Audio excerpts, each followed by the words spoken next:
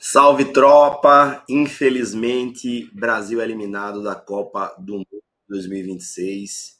Perdemos para a Noruega, mas independentemente de Copa do Mundo, eu tenho um compromisso com você, que é sempre que houver uma prova de delegado de polícia com cobrança de peça prática, que no mesmo dia, assim que eu tiver o anunciado, eu vou me manifestar sobre o enunciado para dizer qual é a minha opinião a respeito da peça ser construída e outros elementos importantes para que você, pelo menos, diminua um pouco essa ansiedade que eu sei que é extremamente comum quando a gente faz uma prova importante, como foi a que ocorreu hoje no Distrito Federal, o concurso para delegado da Polícia Civil do Distrito Federal, muitos alunos inclusive do meu grupo de estudos fazendo essa prova, então fica aqui esse meu compromisso que sempre é assumido e cumprido de me manifestar publicamente a respeito de cada enunciado de peça prática. Vou fazer uma rápida leitura para que a gente possa então falar um pouco sobre essa peça no concurso PCDF do CESP-SEBRASP. No dia 25 de maio de 2026, no curso de operação policial realizada pela PCDF em determinada região administrativa do DF, João Pedregosa foi preso em flagrante delito enquanto transportava expressiva quantidade de joias e dezenas de aparelhos celulares de alto valor comercial ocultados em um compartimento dissimulado no porta-mala do veículo que conduzia. João foi apresentado à autoridade policial competente e foi determinada a apreensão dos referidos bens, posteriormente reconhecidos pelo proprietário de um estabelecimento comercial local como produtos subtraídos mediante roubo ocorrido poucas horas antes da prisão de João. Restou apurado preliminarmente que João, em concurso com Fábio Francisco, conhecido como Rato, teria praticado o referido roubo ao estabelecimento comercial, ocasião em que uma vendedora fora ameaçada com uma arma de fogo do tipo pistola e compelida a abrir as vitrines de onde foram subtraídos os objetos. Ela, na qualidade de testemunha, procedeu ao reconhecimento pessoal de João, observadas as formalidades legais, e descreveu o coautor como um indivíduo de compleição forte, estatura mediana, pele clara, cabelo loiro, longos e encaracolados. Em seu interrogatório, João confessou a prática do delito, mas não indicou a identidade ou a qualificação do coautor. O veículo utilizado na empreitada criminosa foi apreendido, tendo sido constatado em seu registro dominial o nome de Manuel Francisco, pai de Fábio. Posteriormente, a mesma testemunha realizou reconhecimento por fotografia, também formalizado nos termos processuais legais, e identificou Fábio como o agente que portava a arma de fogo no interior da loja e que havia proferido diversas ameaças aos que estavam presentes. Com isso, foram realizadas diligências imediatas para a localização do coautor, oportunidade em que foram levantadas informações de que este teria sido visto nas imediações de um shopping center. Pouco depois, foi noticiada a ocorrência de roubo no estacionamento do referido shopping, onde um indivíduo com as mesmas características físicas de Fábio, mediante grave ameaça exercida com uma arma de fogo do tipo pistola, subtraiu um veículo de luxo de uma família, determinou que todos os ocupantes descessem do automóvel e logo após evadiu-se em rumo ignorado. As vítimas desse roubo compareceram à delegacia de polícia e o proprietário do veículo, em auto de reconhecimento fotográfico regularmente formalizado, identificou Fábio como o autor do crime. Apesar das diligências empreendidas, o investigado não foi localizado. João Pedregosa, preso e autuado em flagrante pela prática do crime de roubo majorado, tipificado no artigo 157, parágrafo 2º 2 e parágrafo 2º A1 do Código Penal, passou por audiência de custódia, tendo sido a prisão em flagrante convertida em preventiva. Informações constantes dos sistemas policiais revelaram antecedentes criminais relevantes de Fábio, havendo inclusive condenação anterior por roubo, registros por tráfico de drogas e envolvimento em homicídio, sendo ele descrito como um indivíduo de elevada periculosidade, temido na comunidade local por ameaçar testemunhas e moradores, além de ser suspeito da autoria de diversos roubos à mão armada, ainda sem elucidação. O inquérito policial foi concluído no prazo legal. Foram indiciados pelo crime de roubo majorado João Pedregosa e Fábio Francisco, este último qualificado e pregressado indiretamente, com base em seu prontuário de identificação civil, como em curso nas mesmas penas. Os autos foram instruídos com laudos de avaliação econômica dos bens apreendidos,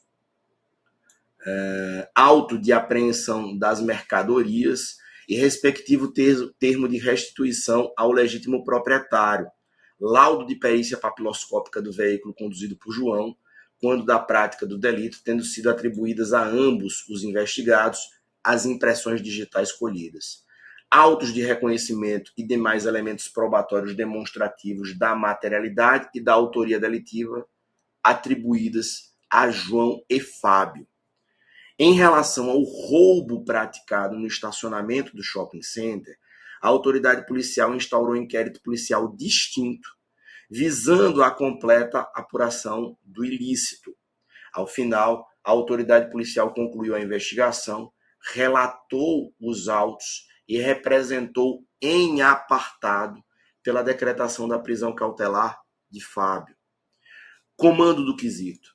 Considerando a situação hipotética apresentada, elabore, na condição de delegado de polícia responsável pela presidência das investigações, a medida adequada ao atual estágio da investigação policial em desfavor de Fábio Francisco, abordando toda a matéria de direito pertinente ao caso. Dispense o relatório e não crie fatos novos. Meu caro combatente, este é, então, o enunciado do quesito. Esse é o comando, ao fim e ao cabo, do quesito, para que a gente possa, então, fazer esse enfrentamento. Veja, me parece uma redação um tanto quanto truncada. Dessa redação, a priori, a gente consegue extrair a instauração de 2 inquéritos policiais. Houve, portanto, a instauração de um inquérito policial mediante confecção de auto de prisão em flagrante do indivíduo chamado João Pedregosa. Esse indivíduo foi preso em flagrante pelo primeiro roubo ao estabelecimento comercial perpetrado em concurso de pessoas com o Fábio Francisco. O Fábio Francisco consegue se evadir, realiza um novo roubo, desta feita de um automóvel, para que ele consiga fugir, e ele consegue. E há a instauração, por portaria, desse segundo inquérito policial. Quanto ao segundo inquérito policial, não há mais nada a fazer, porque o último parágrafo antes do comando nos revela, em relação ao roubo praticado no estacionamento do shopping center, a autoridade policial instaurou um inquérito distinto, visando a completa apuração do ilícito. Ao final, a autoridade policial concluiu a investigação, relatou os autos e representou em apartado a decretação da prisão cautelar de Fábio. Então, o problema é saber o que fazer quanto à primeira investigação. Aquela investigação na qual João e Fábio, em concurso de pessoas, praticaram um roubo majorado pelo emprego de arma de fogo. João, preso em flagrante com prisão convertida em preventiva, Fábio, foragido. Veja, aqui eu tenho 2 indicativos da minha primeira sugestão de resposta. No penúltimo parágrafo, antes do comando, está dito: o inquérito policial foi concluído no prazo legal. Ora, eu só considero um inquérito policial devidamente concluído quando eu elaboro um relatório e eu envio esse inquérito policial ao juízo competente. Para que eu tenha convicção da conclusão desse inquérito no prazo legal, eu preciso que ele seja finalizado e remetido ao juízo. Aí eu tenho absoluta certeza e posso afirmar o inquérito foi concluído no prazo legal. Ademais, um segundo ponto me chama a atenção. No comando se pede para fazer a medida adequada em desfavor de Fábio Francisco. Daí por quê? Minha primeira leitura é de que o quesito queria, apesar da forma truncada da redação, uma representação em apartado pela prisão preventiva de Fábio Francisco, considerando que o inquérito, o primeiro inquérito, ao ser concluído no prazo legal, ele já fora relatado. Veja, mas isso é uma conclusão minha, lendo o enunciado do quesito, que, repito, ficou um pouco truncado na sua parte final. Era perfeitamente possível ao candidato que estava lendo e respondendo a esse quesito concluir que era preciso fazer um relatório final do primeiro inquérito, fazendo um pedido de prisão preventiva no bojo desse relatório final. Não há nenhum problema nesse tipo de interpretação. O que eu acho é que o espelho vai vir como primeira resposta, com uma representação pela prisão preventiva feita em apartado, em face da conclusão do primeiro inquérito. E aí é natural que você faça menção a tudo que gravita em torno da prisão preventiva. Isso a gente já sabe em minhas aulas, no meu livro de prática penal para delegado de polícia. Ou seja, eu vou falar de pressupostos, prova da materialidade delitiva, indícios suficientes de autoria, caput do artigo 312. Eu vou falar da existência de requisito para a decretação dessa prisão preventiva, prática de crime doloso com pena superior a 4 anos, no inciso 1 do artigo 313 do CPP. E eu vou falar da presença do requisito para a decretação, do fundamento, desculpe, para a decretação da prisão preventiva, da garantia da ordem pública. Eu tenho clara garantia da ordem pública em face da periculosidade do agente que foi deixada muito evidenciada no enunciado do quesito. Eu ainda podia falar que era preciso prender esse indivíduo em face do fundamento assegurar a aplicação da lei penal.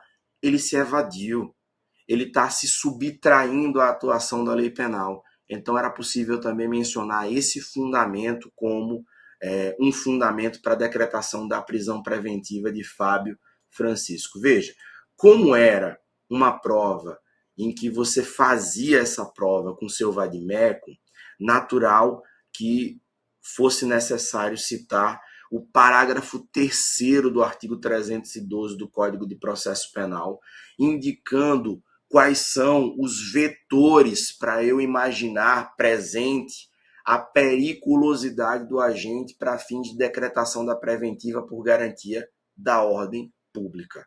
Então, natural que, além de falar do caput, prova da materialidade, indícios suficientes de autoria, além de falar do requisito do inciso 1 do 313, que também se mencionasse nos fundamentos, ao discorrer sobre a garantia da ordem pública, o parágrafo 3º do artigo 312, e, repito, penso presente também o fundamento assegurar a aplicação da lei penal como um fundamento passível de ser colocado na prova e que estará certamente no espelho de correção.